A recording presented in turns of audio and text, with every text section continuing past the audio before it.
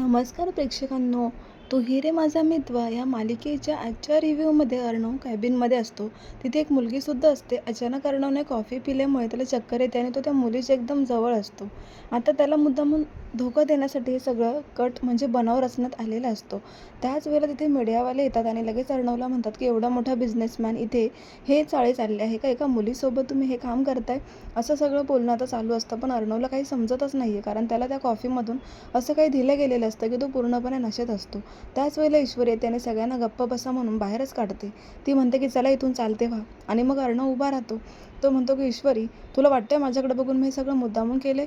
तुझ्या अवस्थेत मला बघितलं ते सगळं बनाव रचण्यात आलेलं आहे. मला कोणीतरी फसवलंय. ईश्वरी प्लीज माझ्यावर विश्वास ठेव. ईश्वरी म्हणते की तुम्ही ना शांत व्हा. जे काही घडलंय ते आणि आत्ता ह्या फोटोमध्ये बघा. या फोटोमध्ये जे घडले तेच ह्या फोटोमध्ये घडलं असेल तर? कारण ईश्वरीला इथे दाखवून द्यायचं असतं की माझी आई चुकीची नव्हती ना, तुमचे बाबा. तर दोघांनाही फसवलं गेलं होतं, कारण तेव्हाही त्या गोष्टीचा सूत्रधार दुसराच कोणीतरी होता. त्यावेळेला अर्णवला आठवू लागतं की आपण कशाप्रकारे ईश्वरीवर अविश्वास दाखवून तिला त्रास दिला होता. त्यावेळेस आपण तिला समजून घेतलं नव्हतं. आज माझ्यावर जसा प्रसंग आला तसंच माझ्या बाबांवर सुद्धा एक दिवशी आला असेल तर? म्हणून मी ईश्वरीला एवढं छळलं आणि तिला आत्तापर्यंत शिक्षा देत आलो. त्याला खूप पश्चाताप झालेला असतो. त्याच वेळेला सुप्रिया येतात, कारण आता अर्णवला हे ऐकायचं असतं की त्या दिवशी काय घडलं होतं. सुप्रिया सांगू लागतात की हे बघा जावई बापू, मी तुम्हाला जे काही सांगते ते खरं आहे की मी ज्या दिवशी इंटरव्ह्यूसाठी बाहेर गेली होती तेव्हा मला एका हॉटेलमध्ये बोलवलं गेलं होतं. तिथे एक नामांकित माणूस माझ्यासमोर बसलेला होता.